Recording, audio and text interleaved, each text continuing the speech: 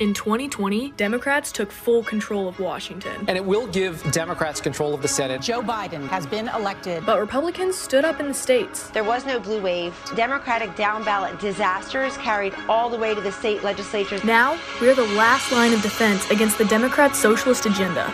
The ways we're fighting back are bigger than you think. Rising prices, surging crime, and students locked out of the classroom. Unable to sell their socialist agenda to voters, Democrats cling to power the only way they can. They run to the courthouse, yanking control out of the hands of elected legislators and handing over the redistricting process to their friends on the courts. What we have done at the NDRC is file lawsuits in state courts using the state constitutions and redrawn the lines that way. It's simple. If they don't like a map, they sue until it's blue. In Texas and Georgia, Florida, North Carolina, we'll bring lawsuits. We have to change the system to reflect our better selves. For years, Democrats have spent millions installing liberal activist judges on the court who will take their side on redistricting. Judges are meant to be umpires, calling balls and strikes, following the law, not the last line of defense for socialism. That's why the RSLC's Judicial Fairness Initiative is fighting back. The only national effort focused on protecting our courts, electing judges who defend the Constitution, not political agendas.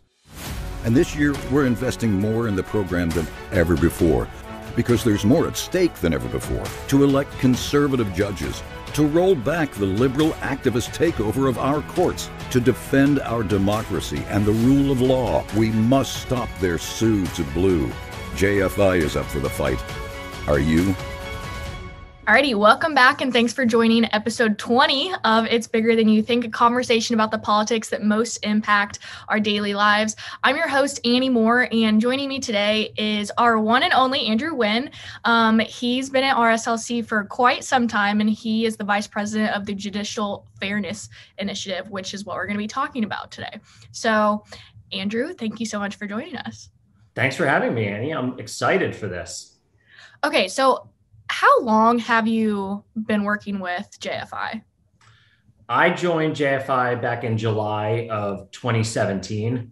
Prior to that, I had been working with one of our partner groups, the U.S. Chamber of Commerce, who has long been interested in helping the RSLC, both on the legislative caucuses and also with the judicial election activity. Very cool. So, can you explain what exactly JFI does for the majority of people who probably don't know? JFI, the Judicial Fairness Initiative, shares with voters critically important information. Too often during these types of races, voters simply are left in the dark. The candidates themselves don't have the resources or the platforms to share with voters information that's important in the decision-making process. And so the Judicial Fairness Initiative goes out, researches the history and the decisions of those judges and candidates for office, and shares with voters the important information that they need when it comes time to making their decision about for whom to vote. So which judicial offices specifically are you working with the most? The program's bread and butter is Supreme Courts. So state Supreme Courts across the country who are elected both in partisan and in nonpartisan elections. But since joining the RSLC, I've helped to increase the footprint of that program to new states and also to different courts, whether it be the trial level court in some states or the intermediate appellate court in others. Okay, cool. And so why is all of the work, just in general, like a very 30,000 foot view, why is all of the work that JFI does important? So I think it's really important for three main reasons. First, judges are getting more involved in the public policy making process. They take carefully crafted legislative compromises and take parts of them out or totally upend the policy that was created by the legislature and the executive. So is that activism from the bench then? It is. It's judicial activism. The second reason is that courts help to set the litigation or lawsuit environment in a state. And job creators want a consistent lawsuit climate, not one that is unpredictable. And so states that have been growing their economies often have better judiciaries than those where people are fleeing. And finally, the third and most important for the RSLC purposes is that when the US Supreme Court decided that partisan gerrymandering claims were not for the federal courts, we knew Democrats were going to start filing lawsuits in state courts to try to get the best possible outcome for Democrats in the redistricting process. Right. So redistricting is happening right now. We've talked about that on a couple other podcast episodes too. So why is it so important, the work that RSLC does and JFI does in the redistricting perspective point of view? Absolutely. So many of the conservative rule of law judges review their state constitutions and say, partisanship is a part of the redistricting process, and it is best left up to the legislatures to make those decisions. They are the elected branches. They have the most transparency with the voters. They should be the ones making those decisions. Liberal activist judges, on the other hand, come into those cases with a prejudice against the decisions made by the legislatures and try to apply new and interesting rules of law that they created sometimes out of whole cloth to overrule the decisions made by the legislature and the governor and install instead their preferred outcome for an academic or judicially created redistricting plan. Okay, that all makes perfect sense. So the Democrats, led by Eric Holder and Barack Obama, they set out to dominate the redistricting process by winning control of state legislatures in 2020, but they failed miserably, in part because of the work that RSLC did. But now they're running to the courts with their sue till it's blue strategy. Have you seen if that's been effective in different states where they don't have control of the redistricting process at the state legislative level? Yes, absolutely. Particularly in places like Pennsylvania and North Carolina and in Ohio, the legislative district lines and congressional district lines that are the process of compromise between the legislature and the executive. These courts are made up of judges who are interested in the outcome first, and then they find their way into the right outcome that they want for their partisan purposes. So Democrats have been doing this since about 2015, right? That's right. In Pennsylvania, in 2015, there were 3 seats on a 7-member court that Democrats took advantage of. National Democrats, trial lawyers, and labor unions pooled their resources and spent millions of dollars in this race to elect their chosen candidates, who they knew were predisposed to changing the rules and redrawing the congressional district lines. They were proven correct in 2018 when the Supreme Court of Pennsylvania reinterpreted language that had been part of the Pennsylvania Constitution since 1776 to do an entirely different thing than it's ever done before. And Nancy Pelosi's majority in Congress is almost certainly due to the decisions made by that Pennsylvania Supreme Court. So yes, the Democrats and Holder have been playing a long game on this one, and they've begun to reap the fruits of that effort in Pennsylvania and in North Carolina. So you recently compiled a report on Democrat spending in these races since 2015. What are some numbers that kind of stuck out to you? And what do these trends tell us about what Dems are going to spend this year and in the future to ensure that they can continue this strategy to gerrymander maps that will favor Democrats? I was frankly surprised by how much money Democrats, trial lawyers, and labor unions were willing to spend on these races. Or needed to spend on these races in order to elect their preferred candidates. Almost $58 million was spent in just a few states in just those few years. And that money has continually grown. So I think we know that we can expect more and more and more Democrat and special interest money to be engaged in these races to elect the kind of liberal activist judges that will do just what Obama, Holder, and the Democrats want them to do on these redistricting decisions. So how is JFI fighting back and even going on offense in some of these states where Holder has his sights to sue to blue? JFI has worked with in-state partners to identify and encourage the right kinds of candidates to run for these offices. Folks who are well known in their communities, but folks who are grounded in an originalist and constitutionalist view of the role of the courts.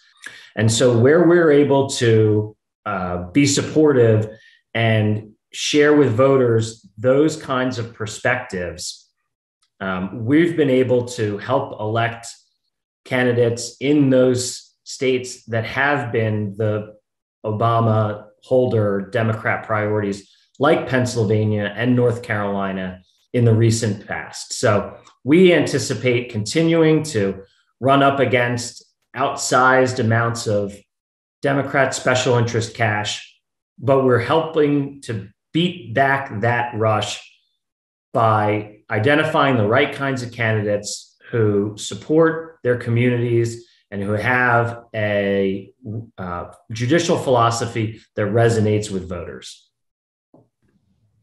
How do you think that ripping the redistricting process out of the hands of elected officials and instead putting it into the hands of partisan liberal courts undermine the democratic process? Well, that's a great question. And I think it's really important to understand the methods in which these redistricting decisions play out. In legislatures and governors, especially where the partisan makeup of those two are different, the process is designed to reach compromise. And so when the courts take it upon themselves to redraw these maps, it gives both sides an out. It says no longer do we need to find common ground or compromise, but as long as we create a deadlock or a standstill, then the courts will swoop in and make these decisions for us. That's not what the voters are looking for. They want compromise. They don't want the extreme outliers on either side. Additionally, the legislative process provides more transparency to voters about what are the decisions and characteristics that go into making these redistricting maps. When the courts are the ones drawing the maps, they're able to hire and use behind the scenes academics without having true transparency to voters and an opportunity for voters to have a voice in the process. So where do you think that Democrats are going to focus their attention in 2022? We estimate that Democrats are focused on either holding or taking liberal activist majorities on state Supreme Courts in places like North Carolina, Ohio, Michigan, and Illinois. Those are the states where one or two seats make up the difference between a court that rules based on the rule of law and the text of the Constitution and one that's outcome-based oriented. Okay. Okay, gotcha. So what are some of JFI's historical successes, and how do they kind of play a part in determining your strategy for what you guys are going to do this year? JFI has been successful talking to voters about issues that matter to them. In the area of courts, usually that means criminal justice and safety and security for our families. So we'll continue to do the hard work in the off season to find out about these candidates for office and make them own the decisions that they've written or decided in the past that they want to keep under wraps and out of the public eye. So where we're able to draw strong contrasts between the kinds of candidates that are liberal activists on the court and those who are constitutionalists and originalists, we know that voters respond to those messages, and we'll continue to talk to them at a time when they're in the process of making decisions. You know, voters are busy people, and when it comes time to making decisions about Supreme Court, it's not something that they think about every day. So when the time comes to vote and they're looking for information about their candidates, the RSLC and the Judicial Fairness Initiative will be there to provide the kinds of information they're looking for to make informed decisions. So I know that we're planning on spending more than ever before on state judicial races this year, which is really exciting. But why do you think RSLC, and by extension JFI, is one of the best organizations that somebody could invest in? So the RSLC is uniquely qualified to do this work because we've been in the trenches. We've been at this work for years. We have a proven track record of success. And we've got a library of decisions to draw upon that we know voters make their decisions on. So when we've got candidates up for election, we know what we can talk to the voters about those candidates that will persuade them to vote for one candidate over the other. We've done the polling, we've done the messaging testing, and we've been engaged in these states in the past. We know the best way to communicate the right messages to the right voters at the right time, to be effective and efficient with, frankly, less resources than our opponents. We know we're not going to be able to match them dollar for dollar, so we have to sharpen our pencils and go back to the drawing board and do what works rather than what's easy to do in these races. Okay, and this is my last question for you. These races, they tend to be sleepers. Not a lot of people are necessarily like paying attention to a state court race. I mean, people barely pay attention to the midterms, and those are, obviously very important up and down the ticket. So what would you tell voters ahead of these 2022 state judicial races? What I would say is please vote your entire ballot. Voters regularly select candidates, as you said, for the high-profile races, U.S. Senate, governor. In so many of these states this year, those races are going to be critical. But if voters leave the ballot blank for courts, the special interest dollars of the Democrats and the trial lawyers and the labor unions go further than the voice of the voters. And so do your homework. Listen to what's being said about the candidates for judicial office. Find it at the bottom of the ballot, in the other column, sometimes even on the back. You got to flip over the ballot to vote for the guy on courts. But do the work, find out who those folks are, listen to what the Judicial Fairness Initiative has to say about the issues that matter to you, and make an informed choice this year, this November, and in some cases, even earlier than that, whether it's vote early or vote by absentee.